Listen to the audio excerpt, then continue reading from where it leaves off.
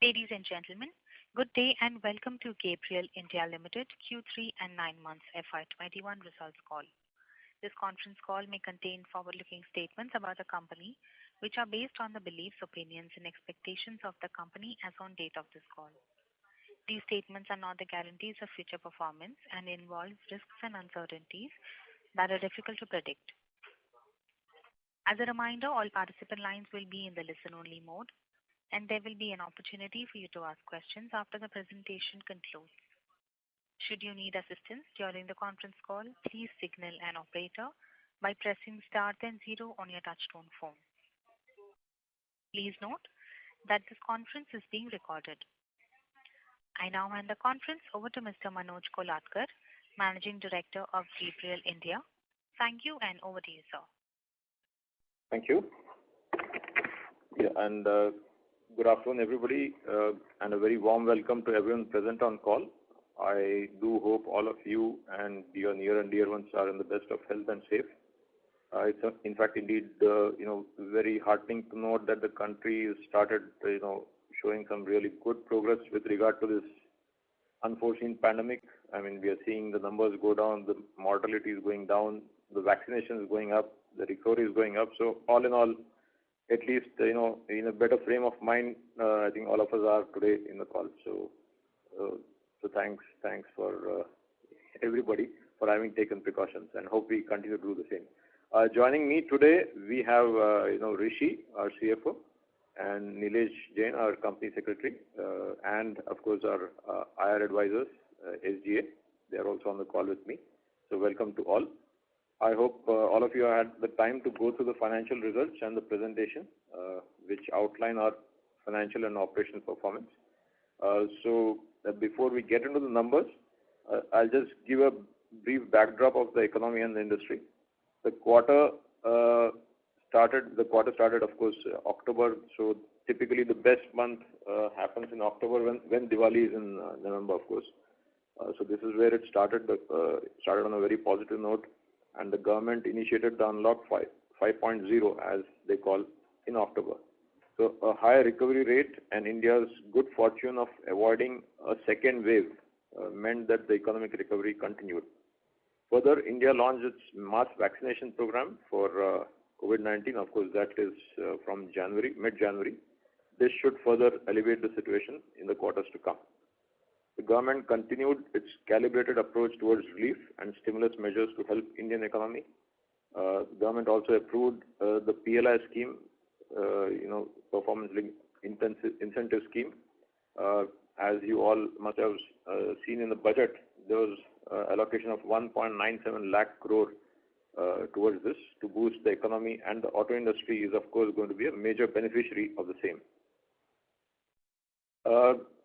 As you must have seen our results, as also the results of everybody else in the auto sector, in the OEM space, auto component space, and in fact even in other areas. The V-shaped recovery continues very strongly for all in all segments on the back of pent-up demand and of course the festive season. Even the M and HCV segment, which is the medium and heavy commercial vehicles, started recovering fast with the economy and infrastructure recovering. I mean, this was a little bit of a laggard initially in the first 2 quarters, but what we are seeing in terms of CV sales is, month on month, there has been a consistent improvement in the figures. They have recovered almost to pre-COVID levels, led by strong demand for ICVs and tippers. The strong demand during festive season appears to be sustaining because, after October, typically November is the Diwali season and December is the last month of the year, where cyclically we have seen the sales are low, but we had among the best Decembers we have seen ever. This was mainly based on a strong sentiment overall, liquidity from rural and semi-urban markets, and rise in preference for personal mobility in urban centers. This bodes well as we are ramping up our operations in alignment with the customer demand. The outlook for Indian economy, again, as you may have read several reports, IMS, RBI, IMF, Fitch ratings, what have you, all are indicating anything from 9% to 11% growth in the fiscal year 22, which is again very good news. The union budget and RBI policies are also geared towards propelling underlying growth without giving into compulsions of short-term stimulus. So this budget was definitely a very, I must say, a progressive budget, keeping in mind the good growth that the country can achieve and what it needs to enable that growth. So on the whole, we are all seeing, of course, the stock market giving a very strong thumbs up to the budget. We expect the momentum sustain going forward on the back of robust rural demand with a record kharif output, better cash flows, good reservoir levels in terms of water, and an excellent rabi sowing. So all this bodes well for our mainstay, which is agriculture and rural economy, from which everybody stands to gain. So while we are propelled into a V-shaped recovery, we continue to maintain all precautions across our operations with respect to COVID-19 pandemic.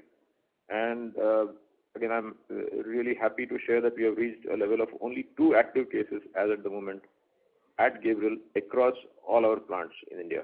So that's only 2 active cases, and both of them are doing well and should recover perfectly normally. So we continue not to let our guards down. We continue to follow all the precautions, right from masking, distancing, hand washing, using sanitizers, so on and so forth, because we are very clear that it's still not behind us. Now moving on to the numbers, I'm happy to report a strong improvement in our performance in Q3 FY21. Revenue growth of 18% year on year and 17% quarter on quarter.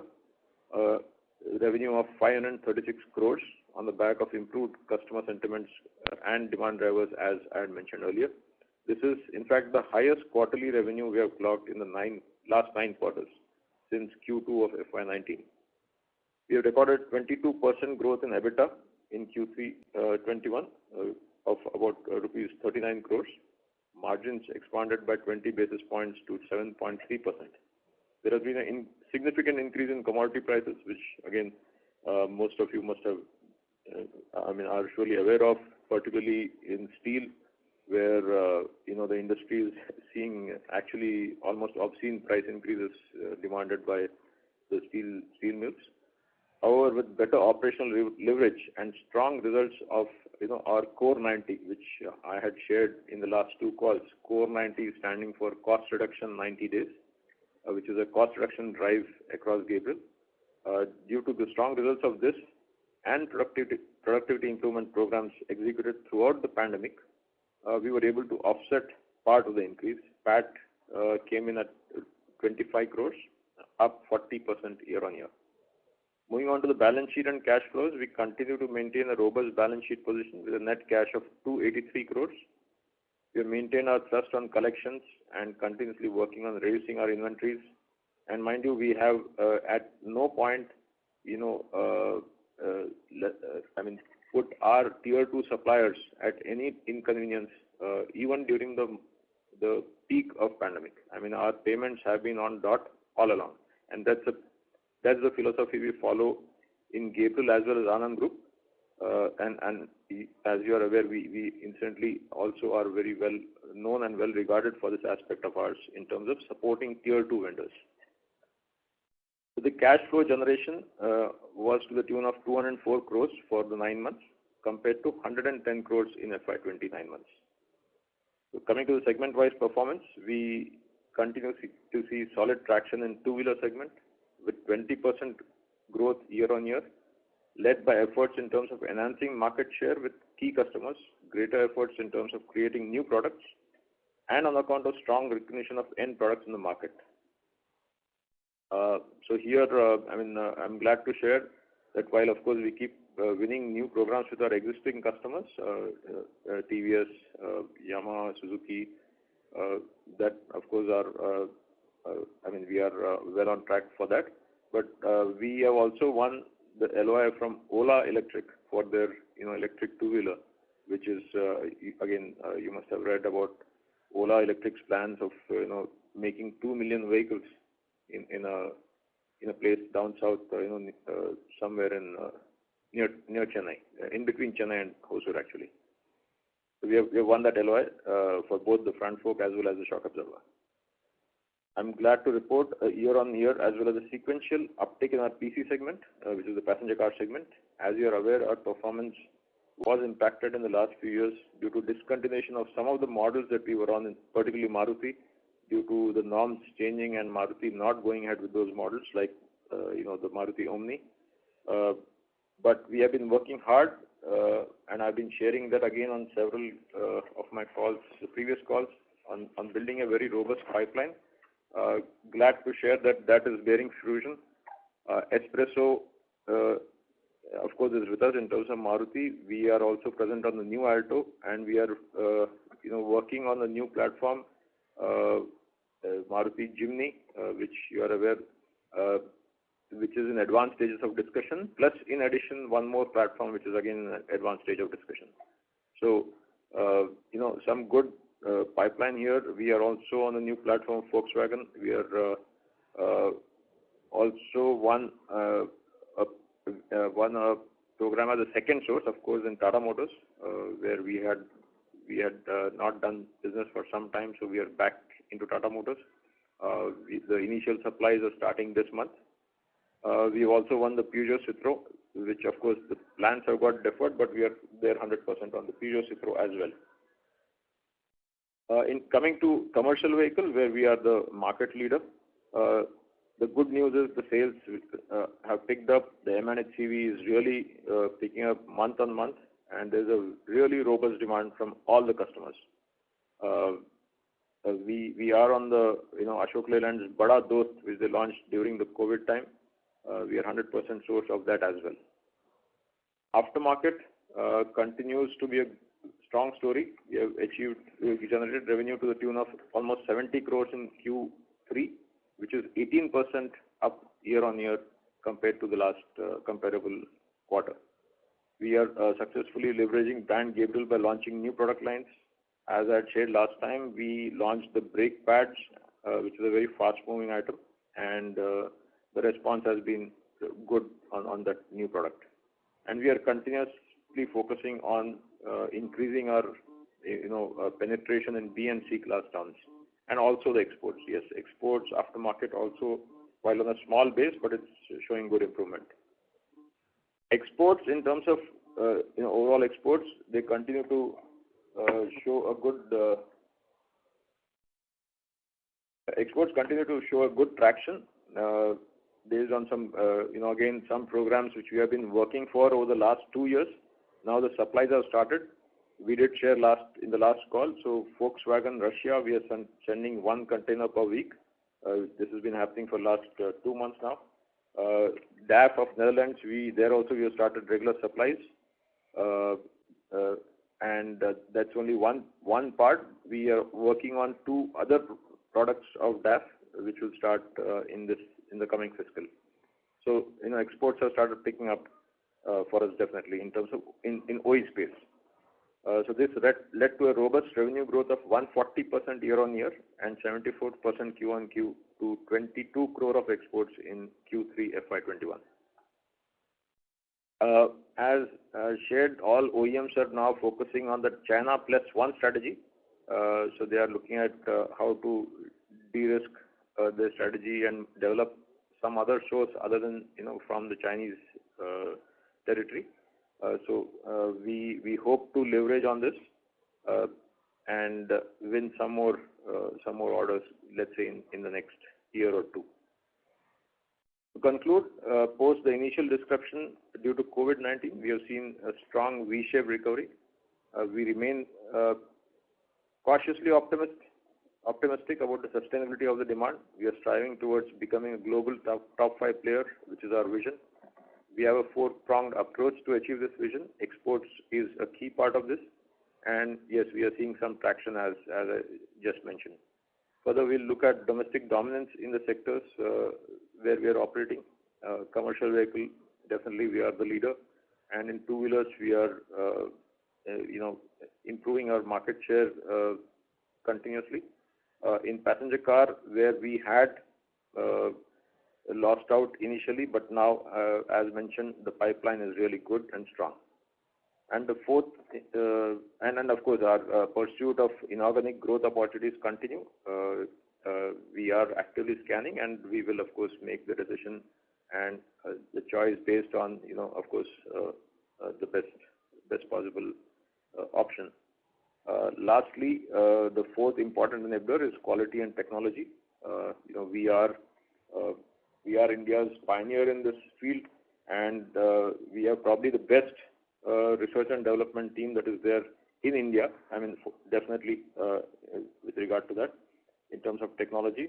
And I'm glad to share that our tech center for four-wheelers is almost complete, and we should formally inaugurate it sometime in the month of March. The building is complete, the machines have been moved, and in fact the offices are undergoing the final touches. So this should definitely give us some good, give our engineers also a good encouragement and space to experiment and keep coming up with new products and new technologies. So this is, of course, our push, our own little push in terms of being Atmanirbhar, as being promoted by our Honorable Prime Minister. So this is, with regard to the overall quarter that we have seen. Again, I mean, in terms of the quarter going forward, I'm keen to listen to your questions, your queries, and I'll be glad to clarify any of those. And on that note, I'll come to the end of my remarks, and I would now hand over to the moderator to start the question and answer session. Thank you. Thank you very much. We will now begin the question and answer session. Anyone who wishes to ask a question may press star and 1 on their touchtone telephone. If you wish to remove yourself from the question queue, you may press star and 2. Participants are requested to use handsets while asking a question. Ladies and gentlemen, we will wait for a moment while the question queue assembles.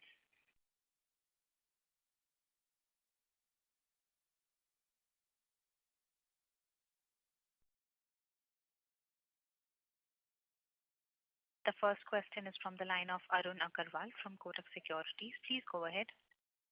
Hi, sir. Thanks for the opportunity, and so congrats on good top line growth and relatively decent performance on the PAT front. So my first question is on your margins. So we understand, that we have seen some commodity price increases. So we do have a pass-through clause with the customers, right? So when do you think we'll be able to pass through these cost increases, or do we have to absorb some portion of that? Yeah, Arun, thanks for your compliments and observations. So, yeah, we have a pass-through clause. Like I mentioned, pass-through is for, almost 80-85% of our total part, because everything is not exactly pass-through. And like I mentioned, some are, quarterly, some are 6 monthly, and we also have the odd one, which is even yearly. So to that extent, in an increasing market, in an increasing commodity market, which we are currently seeing, so we are settling currently now from October, so October 2020 onwards, so that is being settled. So there will be some lag, yes, for sure, where we do not have the quarterly settlement. I don't think there will be a loss. It is only, if at all, there will be some cash loss. Yeah, but maybe by next quarter, and we should be able to pass on the increases that we have seen in this quarter, or will take maybe a couple of quarters for that? The next quarter, yes. Okay. And so the other question is on the cost control we talked about, and we sort of laid a bit more emphasis on the cost control initiatives. So is it possible for you to quantify maybe or give some ballpark numbers as to how much efficiencies we have achieved over the past maybe few quarters? Yeah, before I get to that, Arun, while I said quarter, it will be actually the next to next quarter, because we have with many we have a 6 monthly clause. Okay. So wherever it is a quarterly, I would say some part of it will get compensated in the quarter of, in the Q4, but some may go to Q1 of 21-22. It's a mix of, okay. And efficiencies, yes, we have continuously been working on that. But I think one simple measure of efficiency, what we do track is the break-even point. So the break-even point has, definitely in terms of the sales percentage, that has reduced from what used to be, let's say 75% or to less than 70%. So that is what we have, 70% of sales. So that is what we continuously focus upon, and the target is to keep on reducing this. So we have, the Core 90 initiative, which where we hope we'll bring it down even further to levels of, let's say, 65%. Okay. And so on the revenue front, we talked about 20% year-on-year growth in the two-wheeler business, right, this quarter? Yeah. But I think the two-wheeler industry per se would have grown a bit more higher. I think the growth was higher on a year-on-year basis. Yes, because one thing is the growth of Hero has been good. As you know, Hero has really done extremely well in terms of sales, and unfortunately, Hero we are not a source with them. Mm-hmm. That is one of the reasons where there might be a little bit of a difference compared to us versus the market. But and also is it due to three-wheeler being a key supplier for three-wheeler as well, and three-wheeler market is down, and yes. That is also. Yeah, that's right. So just coming to that, three-wheeler, of course, is, there are two segments which have borne the brunt and which have not come back. One is the three-wheelers, and second is the buses, and of course, third is the railways. The three segments, if you ask me. Mm-hmm. So three-wheelers, is really struggling. But now with the schools reopening, we'll start seeing some movement from this quarter onwards.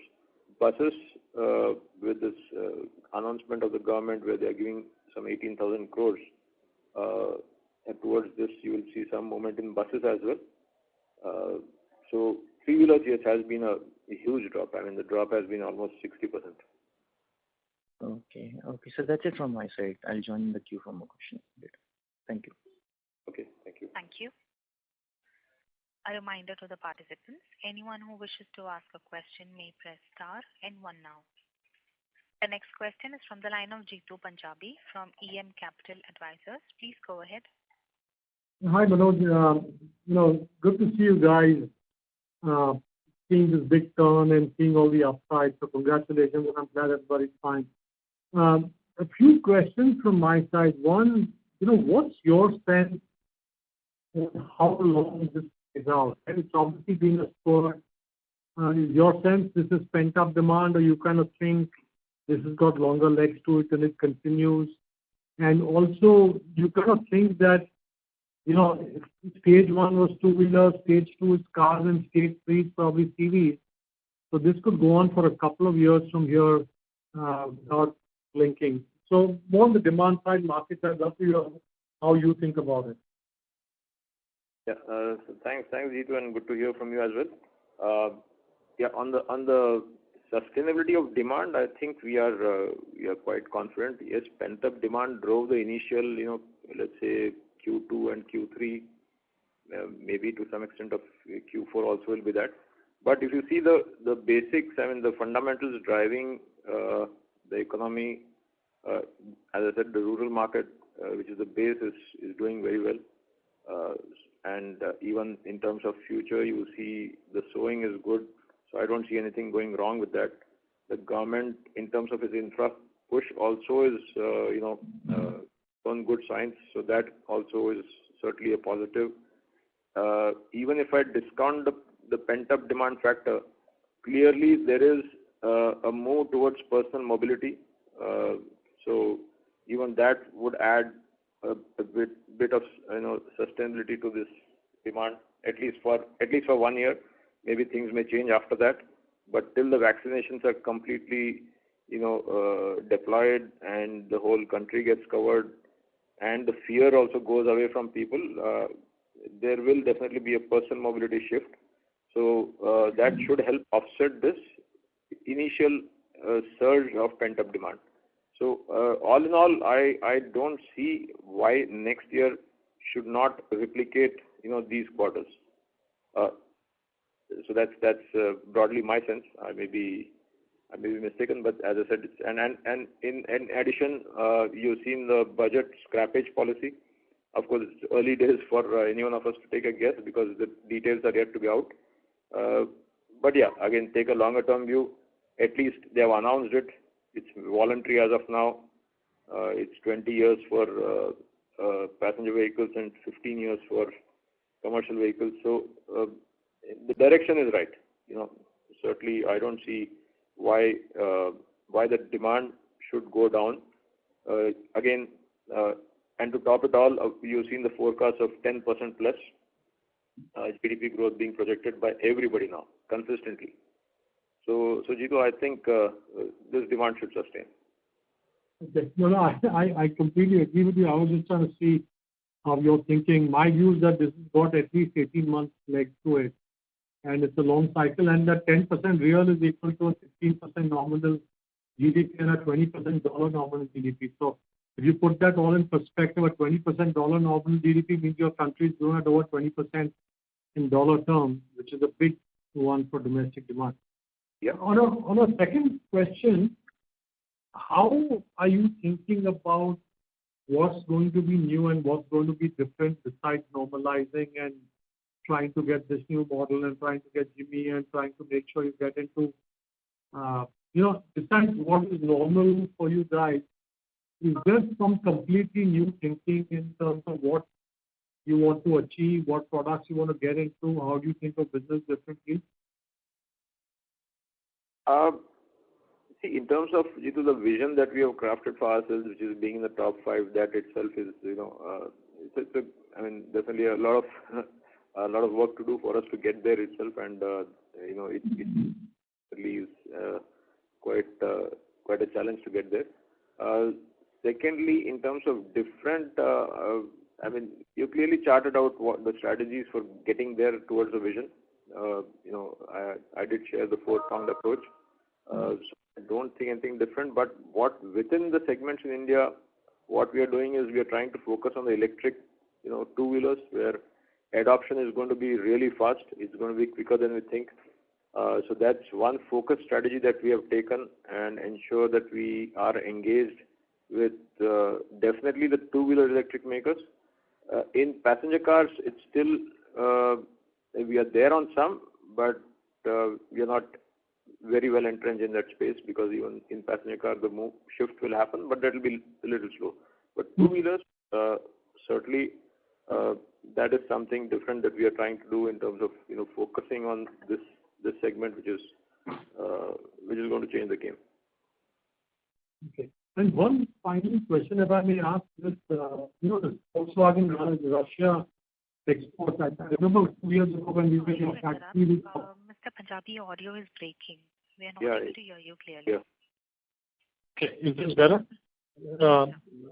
Sorry about that. So 2 years ago in your factory, we talked about, in your office, we talked about Volkswagen potentially coming from international factories, orders coming in, and you're seeing that happening. Can this, from what you're seeing and what possibly can happen, could this become a very big part suddenly? Like, can this scale up very suddenly? Well, Jitu, nothing happens suddenly in auto business. Certainly it takes time. But just to tell you on the, I think when you guys visited, we had done a very small order of Russia. Now that small order has blown into a full-fledged country. We are sending, like I said, 1 container every week. In fact, just last month we got additional 20% volumes. So, and if I just connect the dots, yes, it certainly can grow. And if our performance, one leads to another. So if our performance has been good on this Russia, which is so far, touch wood, it's good. I'm sure it will open up opportunities where, they might ask us to, can you supply in Europe or wherever with a last mile assembly, whatever, and we are open to that. So all I can say is it's in the right direction.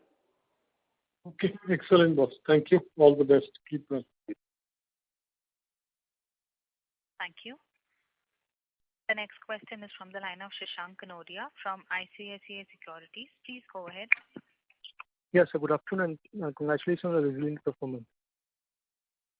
Yes, so my question is pertaining to, given going forward, we are the leaders in CV space, and CV cycle is expected to bounce back sharply over the next 2 to 3 years. So is there a possibility that we can, really clock 10% kind of EBITDA margins in the next, say, 2 to 3 years time frame? Yeah, Shashank, I definitely would think so. Yes, why not? I mean, with all the efforts that we are looking and the volumes going up, we can look at double-digit margins, EBITDA levels, yeah.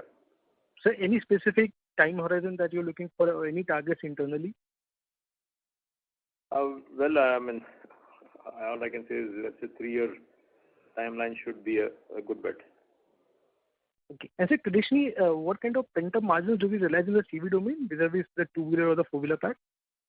Shashank, as you know, we don't share the segment-wise margins. But yeah, CV is decent margins, yes. Right. So what we are trying to do, Shashank, incidentally in CV, since we are dominant in India, we are trying to leverage that to take our reach globally, and that's where DAF. We had got the Isuzu order, but the Isuzu volumes unfortunately did not mature to be very good volumes. We continue to export to them, no issues on that front at all, but their volumes are not so good. So DAF was a very important step for us. So we have just started supplies, and once we see some good success on this, we have another 2 products with DAF coming up, and DAF is part of PACCAR Group, so that may open up doors, and we definitely wish to take CV global. Right. So secondly, since you mentioned as a two-wheeler part, Hero is not a key customer. But now since TVS and Bajaj are reporting better numbers, so can we really outperform the industry going forward, at least for immediate terms, next 3 to 6 months? I mean, yes, TVS is really doing extremely well. What you said is right. Bajaj is doing very well, especially in the export segment. Honda, where we had kept on winning new orders, and we also got the front fork. Unfortunately, their volumes are a little low. But I'm sure they'll pick up too soon. And with Yamaha, Suzuki, our story remains quite strong, very well embedded. So yeah, I mean, certainly we can aim for going ahead of the market, which we had done last year. In fact, in 1920 we had grown better than the market. So in two-wheeler space, we can certainly aim for that. Right, sir. Then lastly, our other income has been quite high for last couple of quarters. So is there any one-off, or is it the normal usual run rate that should continue going forward? It has never been so high. Shashank, I missed a few words. Can you repeat? Yeah. So the other income that we realized, which was roughly 6 crores for this quarter or 4 crores for last quarter, has never been so high on a quarterly basis. So is there any one-off? So this is a normal new run rate? Shashank, hi, this is Rishi here. So yes, you're right that there was one-off of some refunds being received from the tax authorities. So what would that quantum be for Q3 and Q2?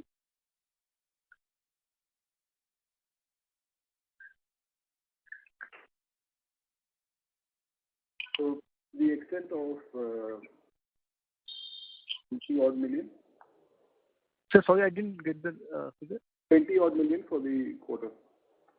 20 odd million, 2 crores.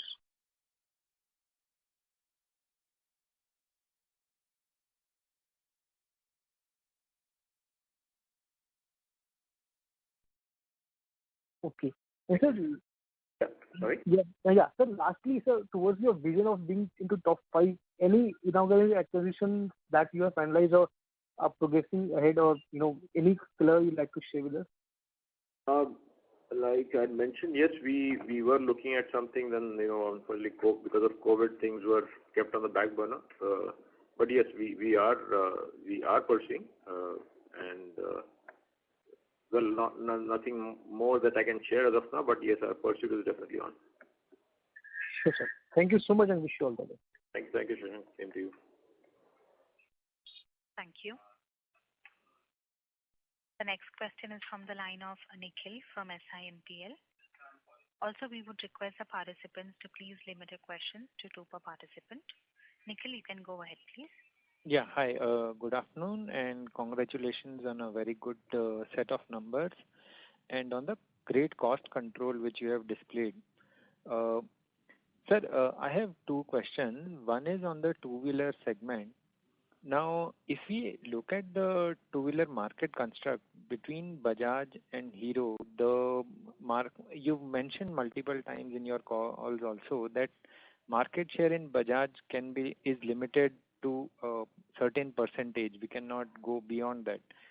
So, if I have to understand, if we have to increase our market share in the two-wheeler segment, how do you see opportunities evolving for us? Is there more room for us to gain wallet share of the players where we are not present? If you can just help me understand that part. Yeah. So Nikhil, certainly there is some upside in terms of increasing our share of business even within existing players. Like TVS used to buy from China, which they are now shifted to the source which moved. In fact, it's KYB Japan who set up shop in Chennai in the Yamaha vendor park. So they buy from that. So there is some room which we can certainly look at increasing our share of business within TVS. Certainly, there are some models where we are still. Presence is low for whatever reasons. There can be some upside there. In Bajaj, yes, we have told we are kind of capped, but again, you can never. I'm an optimist, and you can never say how things can change. Even a few percentage points improvement can make a difference there. And then, as I said, we are looking at totally new customers, which is the EV segment. So Ola, we are the single source. Okinawa, we are the source. We are there with Ather, which is, you're seeing a lot of publicity on Ather currently. So we are with them. We are with Ampere. We are with several other electric two-wheelers and three-wheelers. So that's where the upside, will come, because naturally these EV will replace some amount of the normal IC engine scooters. So certainly, with that being well entrenched with them will give us that upside. Sir, another question was, like, recently in one of the competitors' call, we understood that Hero was looking to diversify their supplier base. If you don't mind, would you share why were we participating in that business, or we structurally took a call that we don't want to participate, because that's a big business which could have taken the scale to a larger level. So I'm just trying to understand what was the reason for not participating, or anything if you can share. No, I don't think we've even as late as let's say a couple of weeks back, we are engaged with Hero. We have continuously been engaged with Hero. They had thought of, they were going to start the Andhra Pradesh plant, as you would know. So their plans changed. Otherwise, we were in really advanced discussions with them. So there's absolutely no call whatsoever from our end that we can't address. In fact, we are obviously very keen to be part of Hero. Our pursuit continues, and even as late as last week, as I said, we are continuously pursuing with them. Okay, I have more questions. I'll come back into the queue. Good. Thank you, Nikhil. Thank you. The next question is from the line of Aditya Makharia from HDFC Mutual Fund. Please go ahead. Hello. Yeah. Hi, Aditya. Yeah. Hi, sir. Just a question. Do we make monoshock absorbers? The ones which are used maybe in a Bajaj Pulsar and KTM, and do we supply to any customers in India? Yeah, we do. We do monoshocks. Of course, we do monoshocks, and we supply to Yamaha, Suzuki. We do supply monoshocks. We have the entire range. In fact, the only one that we possibly didn't have was the inverted front fork, which we given to TVS Racing, and Ola Electric. In fact, will be an inverted front fork for the first time in terms of mass supplies. So we are there in every, let's say, every technology, floating piston, monoshocks, gas charge, canister. Okay. Got it. Thanks so much. And just since we are on that, we are also working on an electronic suspension for two-wheelers as well. Yes, today it is in experimental stage. Really cannot. We are a long way away from productionizing, but our efforts continue. We keep tinkering with how we can give better products and how to use technology and electronics to make the ride better. So that innovation goes on. Right. Got it. Wish you all the best. Thank you. The next question is from the line of Nihar Shah from Enam Investment and Services. Please go ahead. Yeah. Hi. Thank you for the opportunity. So, I wanted to ask a question regarding the electric two-wheeler program. So we seem to be present in, all of the models that are getting launched. So can you throw some light on what we've done different from competition, that we seem to have a higher market share in this segment compared to the general two-wheeler business? It's a good question, Inam Shah. One is we try. One is they want people. Let's say suppliers who are willing to experiment, develop, and they are looking at literally electronic speed. They work at a speed which is really different. What we are realizing is really totally different from what is there in typical auto industry. Probably because they come from an entirely different field, which is much more faster paced. So they need development to be fast. They need prototypes very fast. They need reaction responses to be very quick. I think that's where we make the difference. We are our own technology center.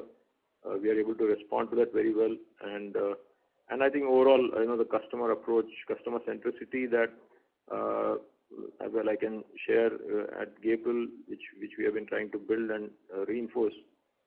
Definitely, that makes the difference. Sure, understand. And more or less the same. Now, having said that, we are also seeing parallelly as to what can we do better in terms of the product also going forward, which can help the electric, EV makers. So that is an additional initiative that we have taken for ourselves, like like we're doing lightweighting. At least in the passenger car space, where it's very important for IC engine as well to do as much lightweighting as possible. So we have been continuously working with them to do lightweighting. So we are seeing what we can do for the electric two-wheelers specifically with regard to product also, in addition to our response and the speed. Understand. And are you seeing any value addition? Like you mentioned in you're trying to do lightweighting. Are you seeing any value addition in either two-wheeler segment or four-wheeler in terms of shock absorbers or front forks? Oh yeah, certainly. In four-wheelers, in terms of you're talking of value addition in terms of higher quality of products or Oh yeah. Certainly, we are using higher quality materials. Obviously, we have to look at better strength and reduce the size. So it naturally forces us to look at different aspects of technology. So certainly, yet it adds value in Mahindra and some of the products that we have given for our customers. We have been able to knock off almost 20-30% weight. Understand. And the last question from my side is on the four-wheeler segment. So, while revenues for this segment have recovered substantially, even compared to last year and this year, we still are substantially lower compared to the peak when we had Omni as part of the business. So, is it currently that, only that Maruti volumes are lower in the revenues, or also have we suffered losses in some other customers? And how would the tech center help in addressing the market share which is dipped in this segment? Yeah. So in terms of the new product pipeline, as I said, we did lose in Maruti mainly due to the change of their product or the obsolescence of the product. It was nothing to do with us as such.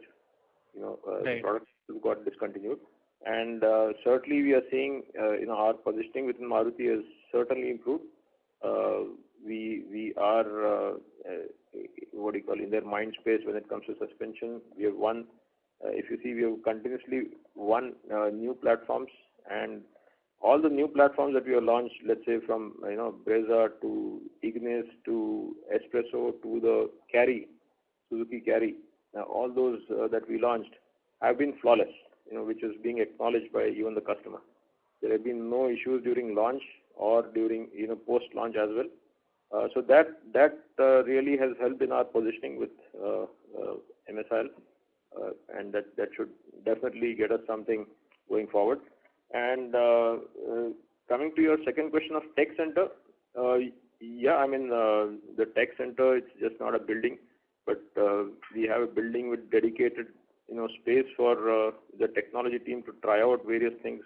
We are also adding many new machines. We are also going to add in the next year, we'll also add a noise chamber. We'll continuously look at ways and means to give a better product to the customer. So this gives them space, definitely gives them space. Otherwise, they were constrained, very clearly constrained with regard to space.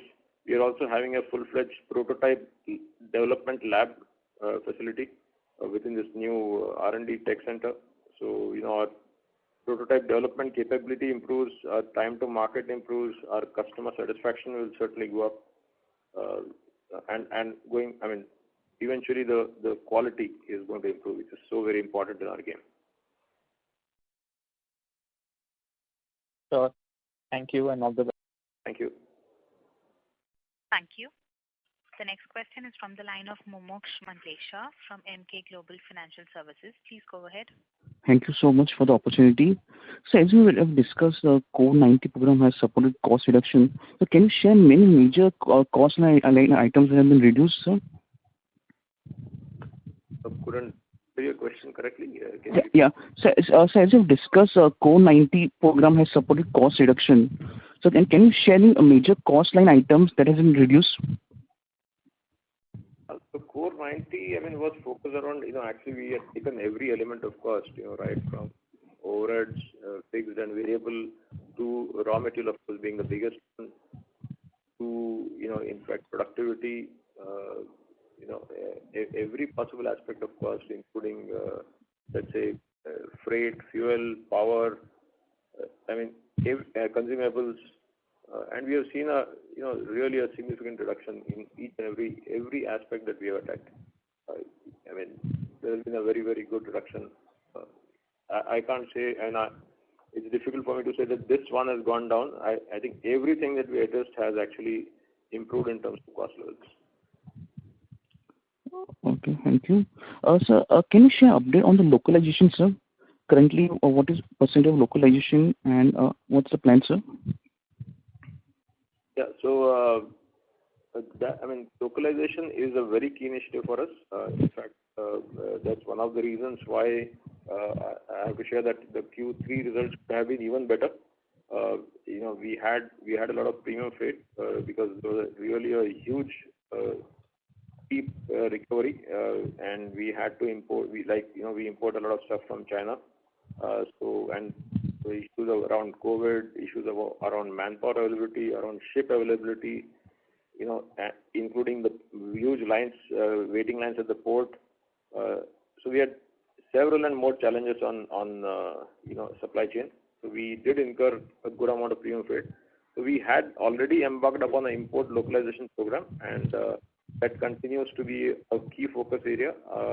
We are investing over almost 20 crore rupees to enhance our casting and front fork machining and powder coating facility. So we'll be shifting almost 80,000 front forks, which we otherwise import from China, which will be shifting to in-house, completely in-house manufacturing, which offers us, of course, the supply chain benefits, quality improvement, better control, and better cost.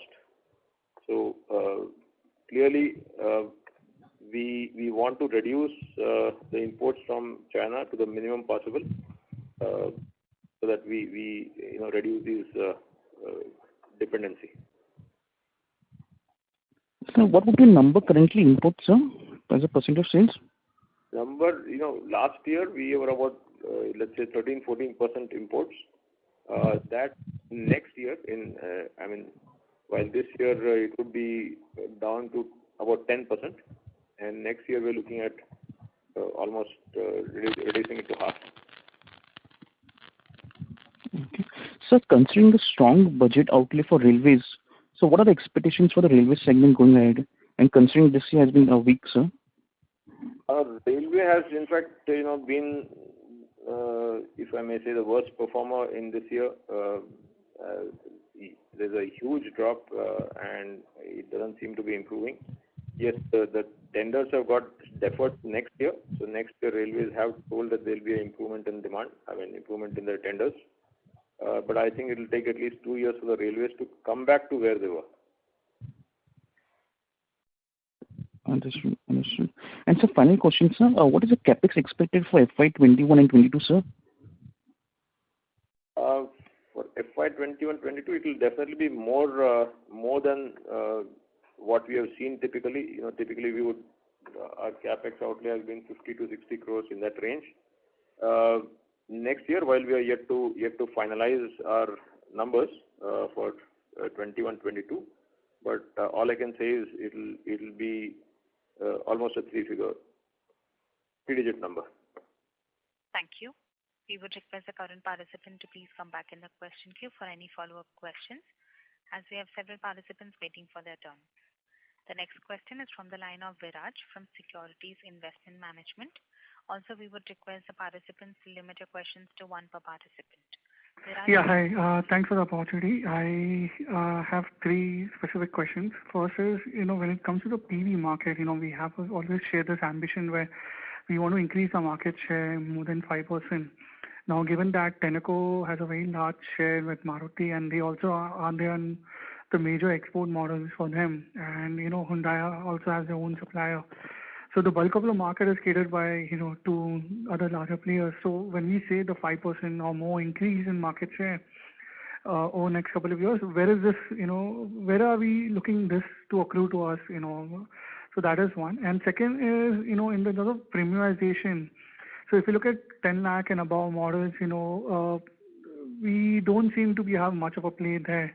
So is there a technology models in more premium or higher end models? And if there is, how are we looking to kind of build up our presence there? And last is on the acquisition part, so since the cash is now close to 100 crores, what are the thoughts in terms of acquisition? Will it largely be in India or will it be in exports? And if it's in exports, will the focus primarily be on companies which has some history in terms of profitability and customer access? So what are the parameters we're looking when we're looking to acquire? Thank you. So in terms of PV market share, certainly, there's, as you yourself pointed out, there's a definite good upside in terms of growing within Maruti Suzuki. Like I mentioned, we have been delivering them flawless program after program, which is held us in good stead. Even on the relationship, we are doing very well. Even on let's say in their supplier forum, there have been several events where Gabriel has been asked to present as a benchmark to the entire forum. So all I can say is, we have some businesses in advanced stages. So I can definitely see a very good upside. Like I said, in two-wheelers in Bajaj, maybe that upside is difficult. But in Maruti, there is absolutely no restriction whatsoever. So I can, why 5%? I can increase by 10% or 20% as well in Maruti. So we are very, very hopeful about that. And in addition, in terms of Hyundai, yes, it is, as you know, our own group company, Mando, which is supplying to them. But we do supply piston rods to Mando, and we are trying to see how we can increase that supply. So at least we still remain a part of, of that Hyundai Kia supply chain by being tier 2. That is what we have decided, and we are pursuing. In terms of new cars coming up, PSA, we already won the business. So that is one good addition.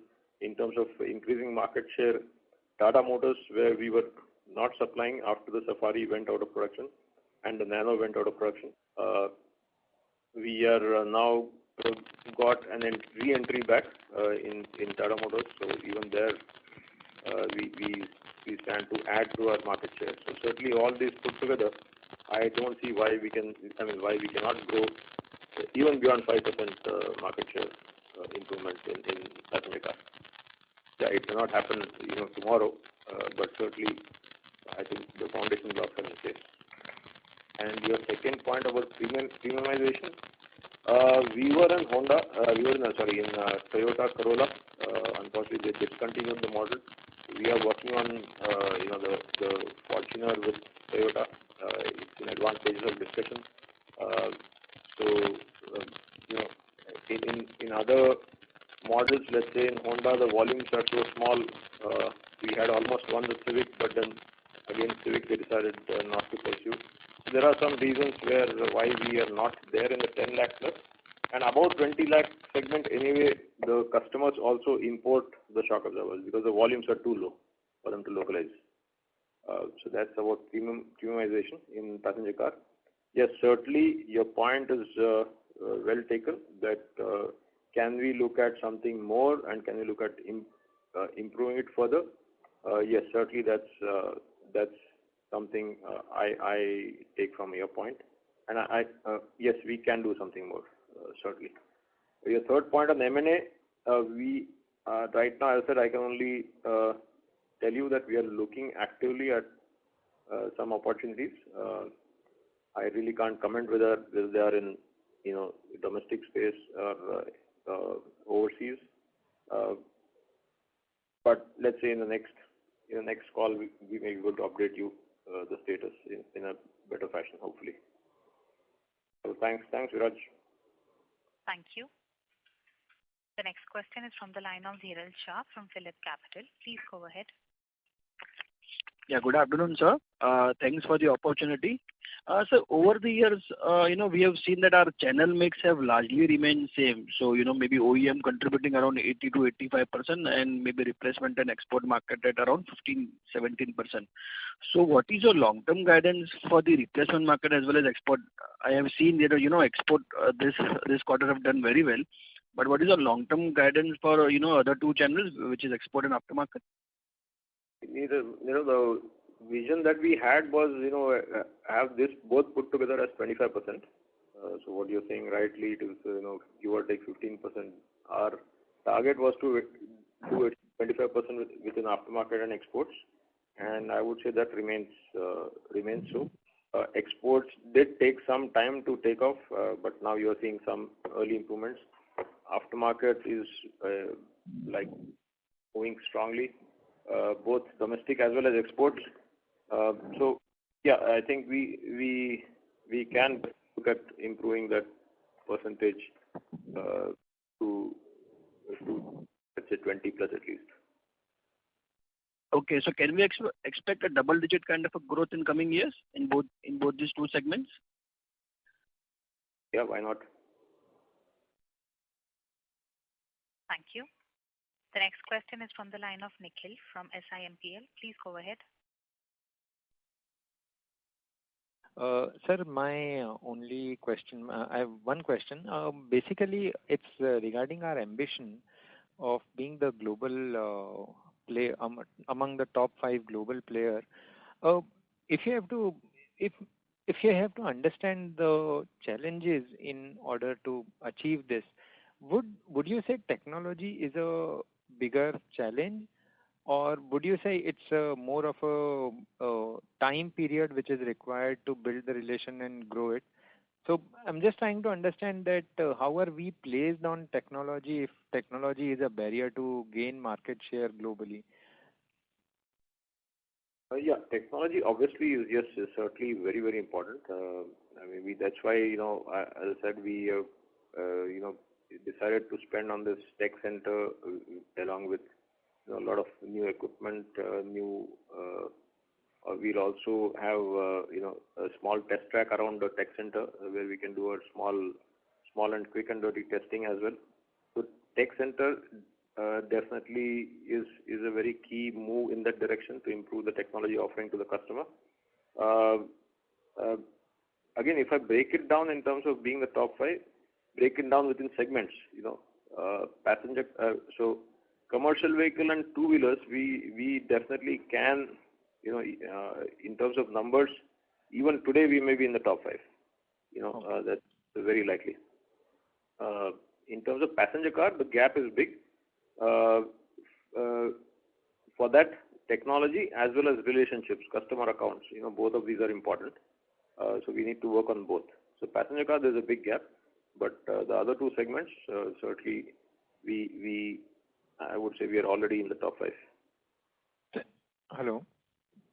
Yeah. So in order to fill this gap in PV, would you say that probably because as I understand, like filling this gap in PV and coming to top 5 in PV might be a more time-drawn process. So yes. Would you say that might be substituted by a better growth in exports, because our export share as compared to the global market is still very small.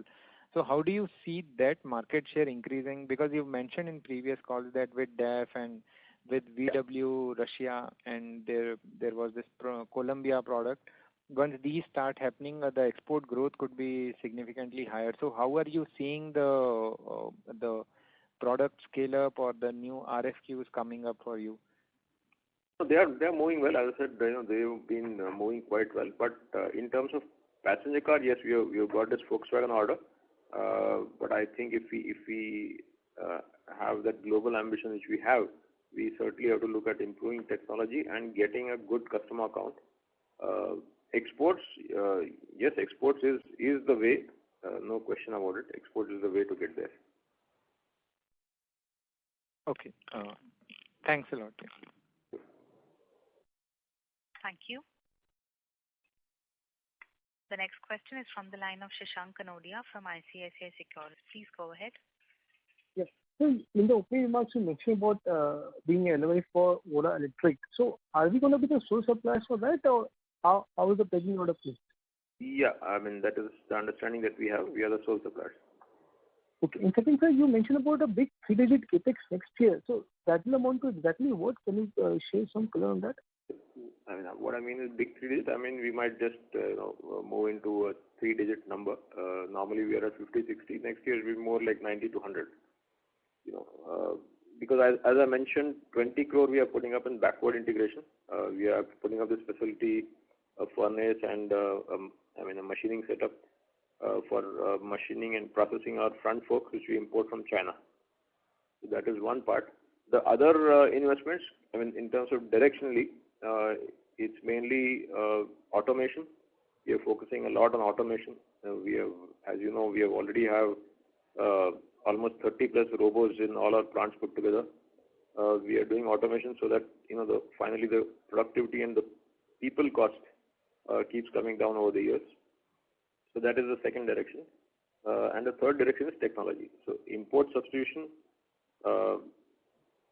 automation, and technology. These would be the three broad directions where we are going to invest going forward.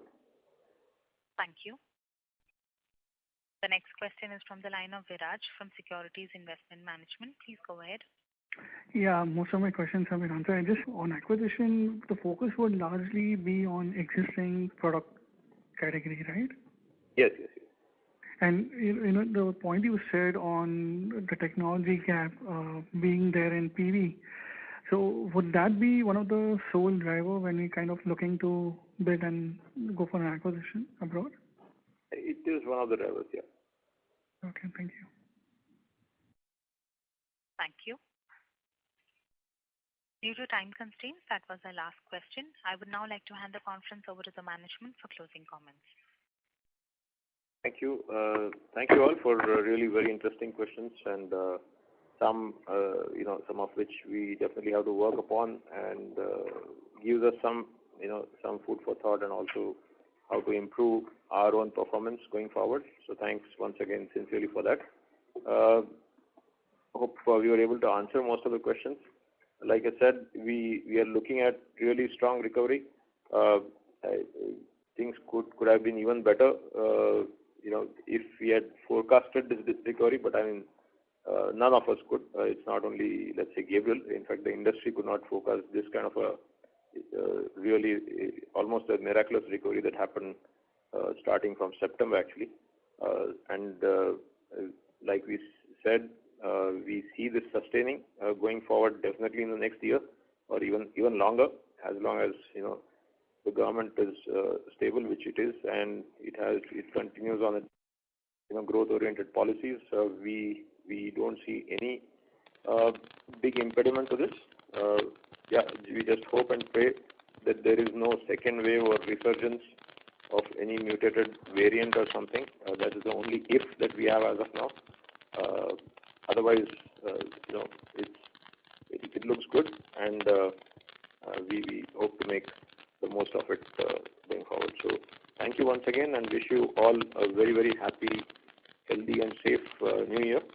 We are already in the second month, but nevertheless, I really hope that we move into a much better year and we try to erase the memory of 2020 altogether. So thank you once again. Thanks for your support and thanks for your patience. Thank you. On behalf of Gabriel India Limited, that concludes this conference. Thank you for joining us, and you may now disconnect your lines.